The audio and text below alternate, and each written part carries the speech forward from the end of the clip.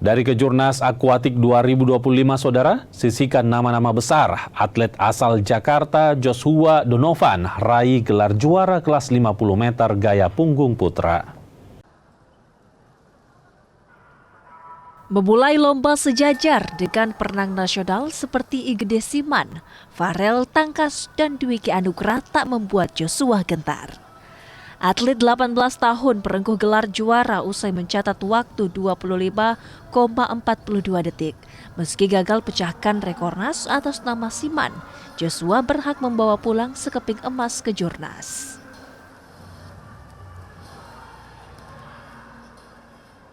Sementara di kelas 400 meter gaya ganti perorangan putra, gelar juara berhasil diamankan perenang Jawa Barat, Afla Fadlan Prawira. Fadlan yang sempat tertinggal nyaris 2 detik di awal mampu membalikan keadaan.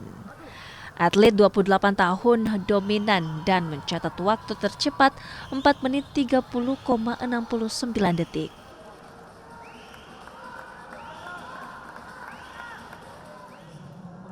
Di bagian putri, atlet asal Sulawesi Tengah Sarah Perpatahani tak menemui kendala berarti saat memenangi kelas 400 meter gaya ganti putri.